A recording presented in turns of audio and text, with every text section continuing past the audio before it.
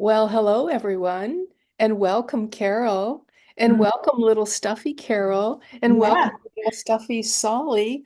It's World Sleep Day today, and so we're here to talk a little bit about sleep, and we thought we would just bring our little Mm. stuffies along. And did you know that 40% of people actually sleep with their stuffy? So Yeah.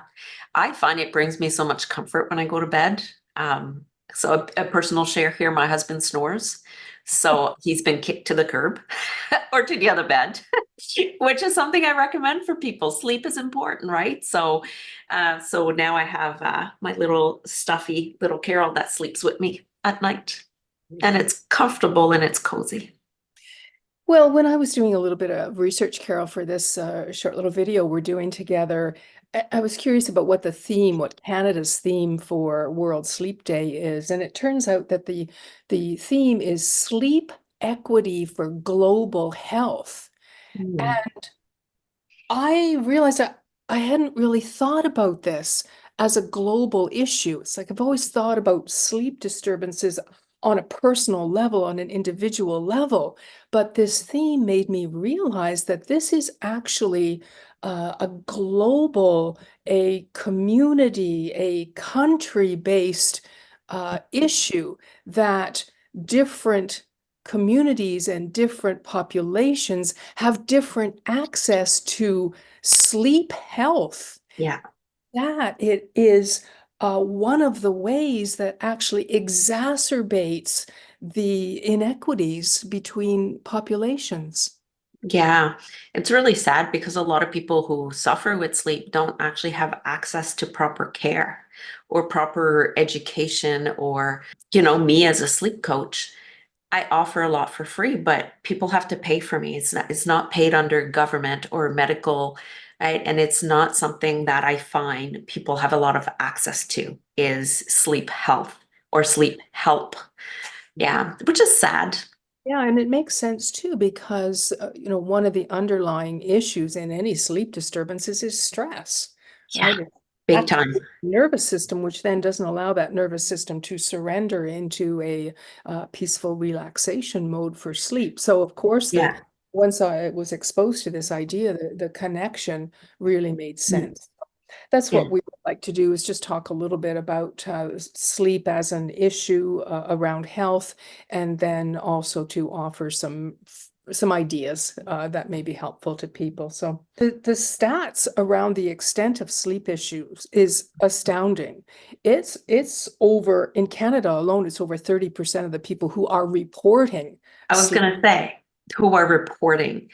Yeah. How Yeah. many people don't report because for them, not sleeping is their normal, Exactly. Exactly. right? People don't understand that, they have 5 hours of sleep and they think that's a good night, which, for some people could be, but most of us need 7.5 hours, right? Not everybody, because we really have to personalize our sleep, but people are so used to being tired and sleep deprived that they don't know the difference. And so a lot of people don't report sleep issues, I would say. Right. And of course, sleep issues take so many different forms. It can be insomnia, it can be sleep apnea, it can be disturbances to the circadian rhythm. It's Yeah. going to, vary differently from person to person. So Yeah. it's a very extensive issue, which has very important consequences. What Oh, are some of the results that you've seen with your people? I find that most people that I work with, they're tired, they're exhausted. The biggest thing is they're missing out so much on life, Yeah. right? They can't go to work, they can't be productive at work. They make mistakes that really wouldn't be making if they weren't so sleep deprived. I see people not being able to enjoy their family or being short with their family because they're so tired. They just don't have the tolerance to everyday stressors. They don't eat healthy because I know myself when I was sleep deprived, my God, takeout was my friend because the thought of actually cooking was overwhelming because I was just so tired. And one of the things that I did myself, I remember one time parking my car at work, forgetting where I had parked it. And I only knew because I had left work to go for a walk to try to kind of grab another coffee in the afternoon to wake up, and walked by my car and went, who parked my car there? Exactly. Totally the opposite side of the building where I work. And Mhm. then that scared me because I was like, I just drove to work and I had no idea that I drove, like, I could not remember parking my car. So not only is it consequences to our health, being sleep deprived is a consequence to other people's life as well. Because when you're driving sleep deprived, there are some stats out there. I don't know them offhand, but it's just as bad as driving under the influence. Mhm. Absolutely. Because yeah, you don't have the reaction time. Exactly. So home accidents, car accidents, on the job accidents, tons of research that Yeah, show the correlation to lack of quality sleep. yeah, And then speaking of the health, I mean, sleep is tied to so many health consequences, whether it's chronic disease situations like obesity, diabetes, immune system issues. depression, anxiety, brain fog, like, Yeah. So we've got a very prevalent issue with very serious consequences. And the statistic that really kind of floored me is that less than a third of people seek help for this issue. yeah, I know. And especially when like what did you say the theme was? Sleep equity for global health, right? Yeah. So people who have less money, who have less access to health program or they're really stuck because there's some people I talk to that could never afford my services and I'm not even that expensive. But because it's not covered under healthcare, and even if it was covered under healthcare, different, we're very lucky here in Canada because our healthcare covers a lot, but it doesn't cover sleep health. Yeah, It exactly. covers a sleeping pill, but it doesn't cover actually help with the nervous system, the retraining of that nervous system so that we can actually get the sleep easily and quickly and naturally as well, right? Well, then let's offer our three top ideas for how people may start to address their sleep issue. Oh, Sally Yeah. needs to say bye. Oh, Yay. yeah, same. And granted, a sleep disturbance might be a sort of a surface type issue, and these three ideas we're going to offer could be, really tremendously helpful. And then it also may be that there is just some core stuff that's going on that's going to need more than these ideas that we're offering. Yeah. Uh, well, starting off with the first one. Right. Mhm. This is what conscious EFT brings to the table. And one of our very fundamental techniques we call holding the truth. It simply takes the issue and holds it in a bed of acceptance, of compassion, of understanding. So Yeah. this simply look like tapping on the acupressure points, the side of the hand here, as we say, even though I have this sleep issue, Yeah. Yeah. right? I'm doing the best I can I right can. now. Yeah. Three times. Even though I have this sleep issue, Even though I have this sleep issue. doing the best I can right now. I'm doing the best that I can right now. Our nervous system's just, oh, It's on like there. that sentence, right? Even I'm doing the best that I can right now, So beautiful. Even though I have this sleep issue, even though I have this sleep issue. I'm doing the best I can right now.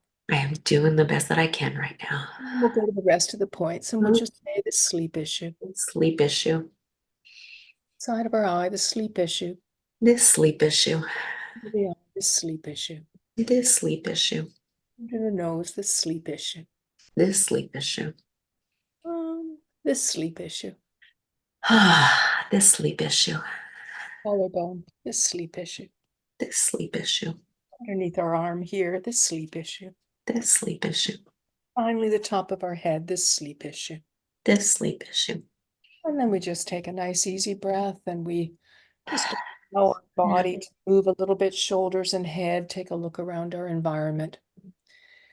Now, this is something that you can do throughout the day. You could Yeah. also do it before you're heading to bed, but I think best to actually build a practice of doing this. Maybe every time you use the washroom, or maybe every time you Yeah. eat. tie it to some ritual you already have. What you're doing is then retraining this nervous system into greater peace and calm throughout the day. Yeah. And I really love the holding the truth technique. And it's actually the only way I teach, well, not the only way, but the main way I teach tapping in my sleep program. It's holding this truth statement because really that's what it is.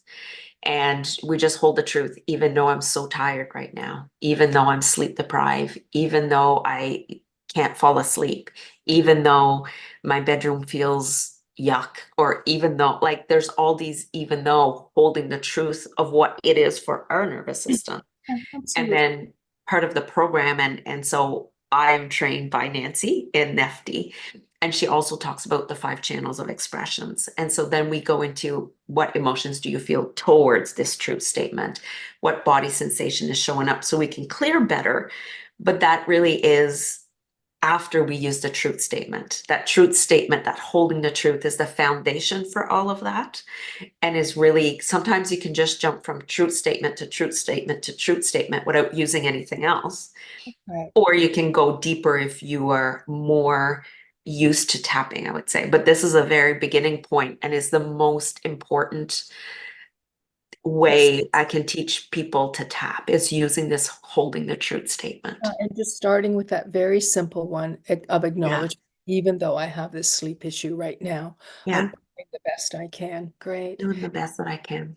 And then I love your idea, Carol, how you take this idea we have in conscious EFT about the importance of external orientation Mhm. and direct exposure tapping, and linking that with the reality that many people who have a chronic sleep issue begin to have reactions to their own bedroom and to their own bed. Would you Yeah. explain that process to us? Yeah, so people, so it's amazing when nighttime comes, the different reasons people have issues, but one of them is walking into their bedroom because their brain, their body has associated the bedroom with a place to be awake, to struggle with sleep, to all these things. So anxiety, fear, their nervous system dysregulates at walking in the bedroom. Like so many people will say, I'm on the couch, I'm sleepy, I'm ready for bed, but I walk in my bedroom and like, boom, I'm wide awake again. And so I use this technique called orienting to the safety cues of your bedroom. So we really just go stand at our bedroom door Mhm. and we're going to exposure tapping or direct exposure tapping, holding the truth, even though Yeah. my bedroom might look scary right now, or even though my bedroom doesn't feel safe, or whatever their statement would be. One of the ones I share, it's like there's a tiger sitting on my bed when there really isn't, but Exactly. that's the reaction we're having. So we could use that for a round. So even though Even though. it feels like there's a tiger sitting on my bed Yep. It feels like there's a tiger on my bed right here, right now, I'm okay. right here, right now. I'm okay. Right. And even though But even though it feels like there's a tiger sitting on my bed, it feels like there's a tiger on my bed, yeah, in this moment, I'm safe. in this moment, I'm safe. And even though Even though it feels like there's a tiger sitting on my bed, it's like there's a tiger sitting on my bed, yeah, I acknowledge that it's not real. I acknowledge that it's not real. And it's just a symptom of my sleep deprived mind or something like that. It's just a symptom of my sleep deprived mind. Yeah, Right. Yeah. There's a tiger on my bed. yeah, this tiger, Yeah. It's not real. not real, Yeah. But it feels real to my nervous system. real to my nervous system, Yeah. Orienting to my bedroom. orienting to my bedroom. And then I really like them to kind of look around the bedroom Mm. and just tap as they look around and find something pleasant. Like, Exactly. right? Yeah. Right. So you find something pleasant in your bedroom and you just tap while you're standing there, focusing on the pleasant stuff in your bedroom. Yeah. And so it's going to take more than once, like with any tapping we do. But if they keep exposing themselves to their bedroom, Mm. and I would say for some people, they could do the same technique just because it's nighttime. It's not necessarily the bedroom. So if they don't have an issue with the bedroom, they could do that by looking outside and seeing it's getting dark. Because Um, there's a fear of the darkness as well. and there's a fear of the not sleeping, right? It's like, oh, Yeah. it's gonna happen again, and all of Yeah. those thoughts that come and create the anxiety, which then perpetuates the issue. Right. Yeah. Then that could also be done at any time during the day, also in the evening, as you say, night is Yeah. approaching and so on. And then let's do our third one for the common experience of waking up in the middle In of the the middle night. of the night. Now, I know when this happens to me, I start with a simple holding the truth on that. And I just say, even though my body's not sleeping right now, I love and accept it anyway. Right. And I just do that. So I'm like just Mm. barely conscious, right? And doing that, holding the truth round. But then I know you have a suggestion for people if that doesn't help them to fall back to sleep, then what? Right. Because I always say in the middle of the night, you kind of have to tune in with yourself and not too much because you want to go back to sleep. But we all know when we wake up through the night if there's a possibility of going back to sleep or not. And if we're like, there's no way I'm going to go back to sleep, then I suggest they get out of bed because we don't want to create that negative sleep association with the bed. And people will sometimes lay there for hours. And I say, okay, get out of bed, go sit on the couch or somewhere in the other bedroom somewhere, and then we will do some rant tapping. So it's probably one of my favorite ones. And I tell everybody in my course, you're allowed to curse when you're tapping, right? You are. Whatever you say is just for you to hear. And we don't do a setup statement or anything. I just get them to go through the points. Mhm. And it's like, this really sucks, Yeah, this right? sucks. This sucks. Everybody else is sleeping. Yeah. Here I am again. Here I am again. I Yeah, just can't sleep. can't sleep, and I don't know what to do about it. Don't know what to do about it. Right. I And, hate and this. I hate this. This tapping's not going to work. Yeah, none of this is gonna, there's nothing I can do. Nothing I can do. I'm broken. I'm gonna be exhausted at work again tomorrow. Yeah. And we really just get them to tap as many rounds as it take for that energy that's there to release. And so I had one, I'll share one lady she goes, I don't want to go to bed because I'll be awake then. And then we started a round of tapping on that in the group and she started laughing. I'm like, so what just popped in there? She goes, well, I'm laying there awake anyway. And so the next week when we connected again, she had said, I did get out of bed and I did the rant tapping as you suggested, Carol. She goes, for the first time, I went back to bed in 15 minutes, went back to sleep. Isn't it?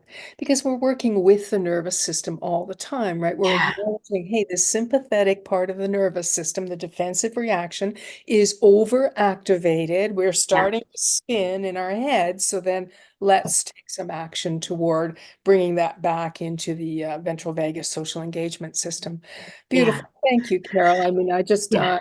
I am, as the founder and director of Nefty and creator of Conscious EFT. I just love the way you've taken all your training Mm. in Conscious EFT and just focused it right on this really important and very prevalent issue. So thank you so much for doing that. People, you mentioned free resources. How would people find your free resources? So I have tons of free resources. I actually have quite a few people that say how generous I am with my resources, but that's when you think of this sleep equity for global health, it's the amount of people that actually don't have access to stuff to help them. So people can go to my YouTube channel, which is Carol Richard Sleep Coach, and they can find me there. I have tons of video, a lot of stuff that I share, like it's open for everybody. But they can also go to my website, so sleepsuccessacademy.com, and there's a free resource tab. Yeah, that's beautiful. Yeah, and on that resource tab, there will be more added, but they can go there and get whatever resource I have available. And get started, right? Yeah, and if you're interested in training with Nefty, Nefty is a professional certification institute, and our website is nefty.com, NEFTTI.com. And we train and certify coaches, therapists, those people wanting to become such, to learn the depth of conscious EFT and then how to start bringing it to particular niches that are so close to their heart. So And thank I just want to add a little plug here for Nefty, if it's okay. you. So your Nancy's program, when I got the framework of conscious EFT, I'm applying it to sleep. But you have other people that apply it for body confidence, for someone for their cancer journey. So the training is not about sleep. It's about how to be a transformational coach, an emotional success coach.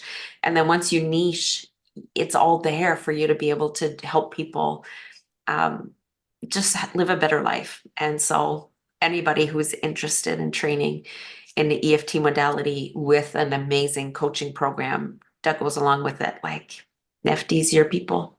Thank you. Thank you. Thank you. You're welcome. Have a good night's sleep, Carol. You too. Bye.